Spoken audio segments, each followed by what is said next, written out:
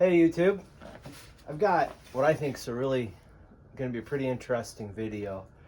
I've got my Gamo Swarm Hornet 22 caliber gas ram brake barrel, and this one I'm really proud of it because I got it for like $105 with shipping, shipped here all the way to Alaska. Gamo had on their website, it was remanufactured and on sale. It even came with a scope that I'm not using right now, but this gun's really impressed me. And when I did my 50-yard can bottom challenge, this one actually, I'll put it in the description if I'm remembering wrong, or in the video if I'm remembering wrong, but it hit all 50 cans at, or it hit all 5 cans at 50 yards in 5 shots. That's just, that's amazing.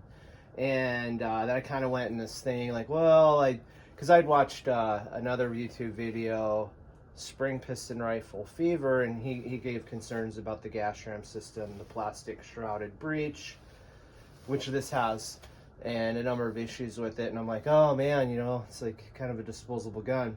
And then one of my viewers, that's my favorite, really probably my favorite part of doing these videos is the comments from the viewers. Paul Karkorian wrote in, and he had said he'd actually talked to that YouTuber and had given him some information, and I guess it was maybe misrepresented a little bit or something, because he said these things will last a really long time. If you go to that video, he wrote it out, and it was really, it just kind of, it made me look at this gun in a whole different way. And I'm like, oh, I'm not like, because I felt like I dogged this gun a little bit in that video, just like, oh, it's not going to last. But it's like, I don't know if it's going to last or not. So I've just been shooting it. I've had it since I think I got it in March or April this year. Anyway, it's like, I shouldn't be so resistant to new technology, and I think we're all can be guilty of that. Air gunners, sir. Well, I've been an air gunner since 1980, so we get pretty stuck in our ways. So point of this video is, if you noticed, I don't have the magazine system. I pulled it off. So what I thought would be interesting is to see, is it more accurate with the magazine or without? And my hypothesis is it will be more accurate without the magazine, because that just makes sense to me, because I'm pushing the pellets into a magazine. There's a rubber O-ring that holds them in place. They're just getting handled more, and then the mechanism is, the auto-loading mechanism is putting them in, and where I can push them in ever so gingerly with my finger.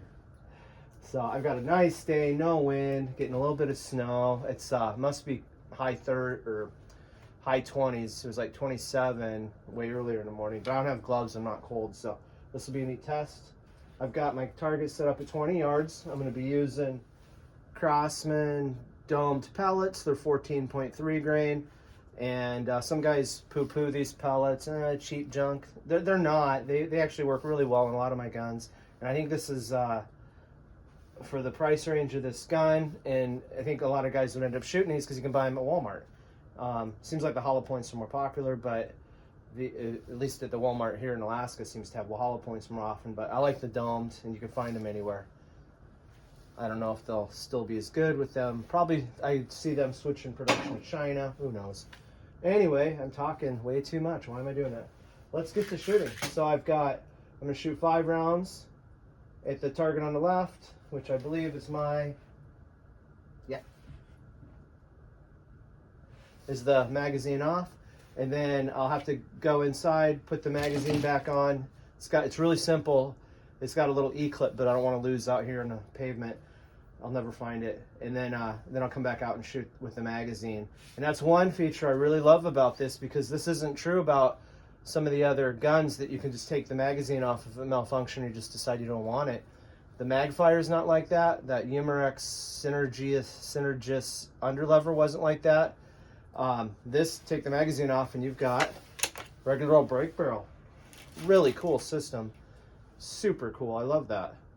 So, and this is the Gen 1 system. They're up to Gen 3. So I haven't had any problems with this system. So that says a lot. All right. I've talked way too much. Here we go.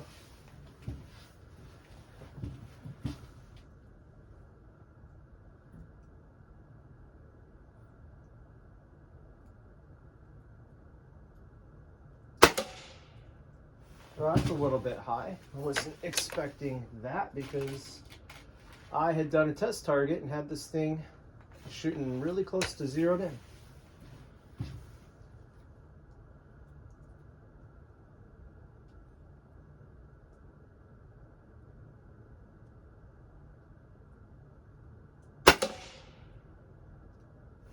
I don't care though if it's gonna hit like that. That's okay.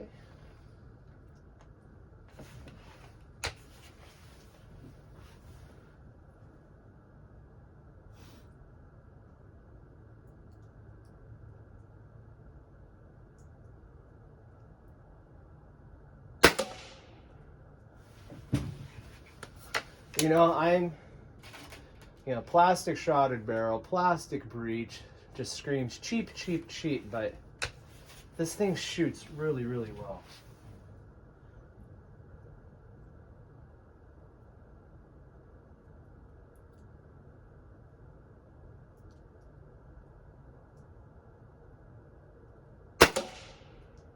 And what I love is I haven't had to do anything. I haven't had to experiment with pellets. I haven't been chasing my tail. It's not pellet picky from what I can see. It's like, how can you beat that? $105. How can you beat that?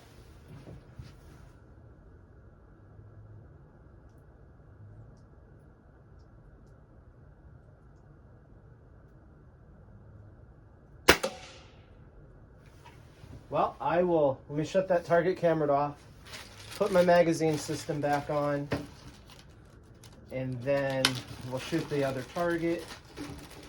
And you can see, yeah, there's little parts, I don't want to lose them. But here's the magazine portion. Okay, yep, the parts are in there.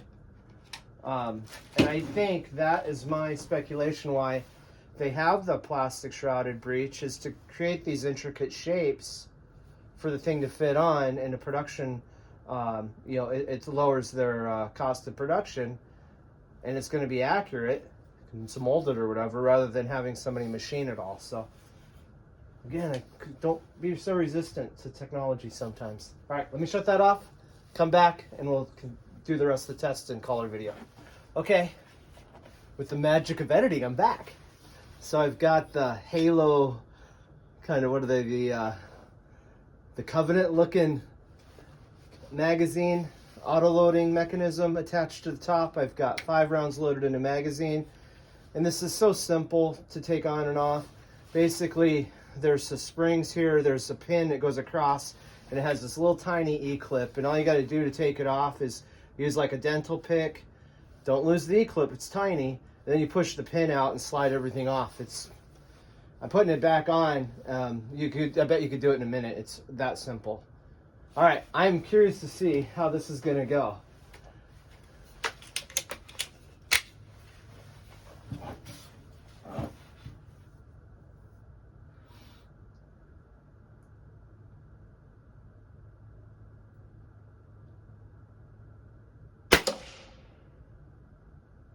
Okay, it's okay.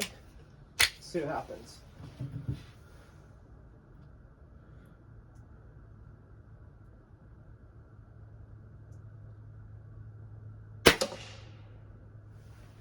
Well, look at that. I mean, that's hole for hole. I'm using the same exact pellets out of the Craftsman Premier 10.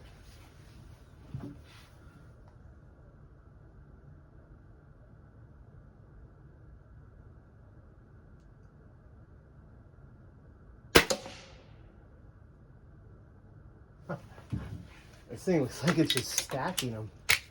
The point of impact appears to be off a little bit, but that's being really consistent.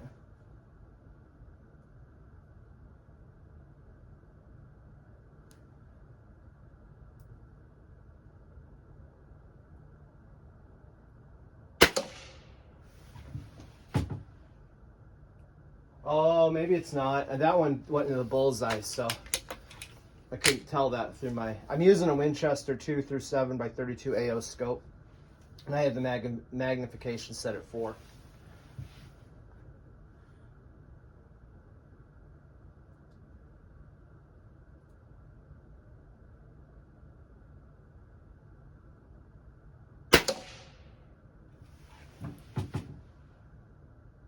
Well, let's go get the target. I think we've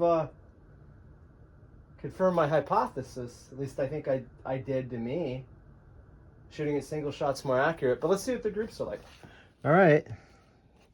So this was magazine off. Easily a dime at 20 yards. And it wasn't hard to shoot that at all. And then magazine on. Look like you're going to be at a quarter. Almost a nickel. I mean, almost a nickel.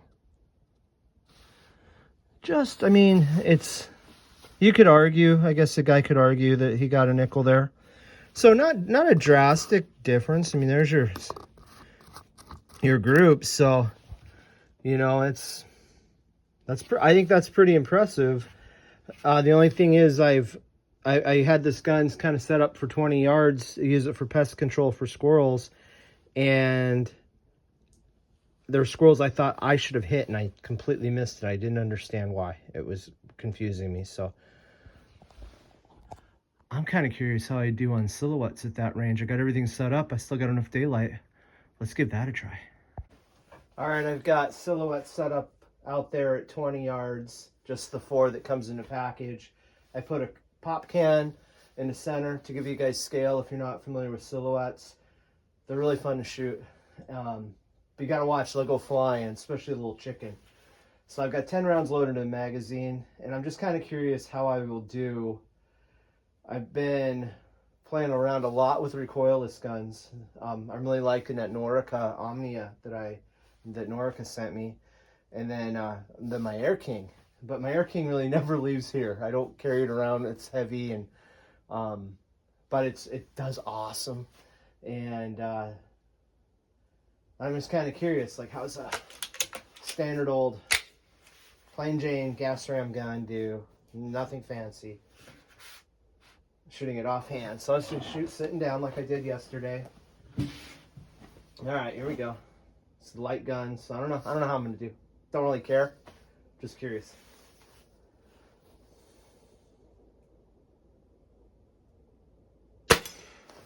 That's off to a good start, but rams are big.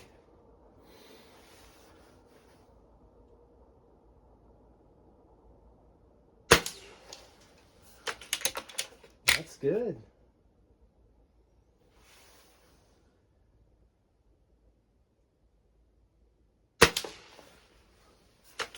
I like that. All right, chicken time. I think I got 6 rounds left.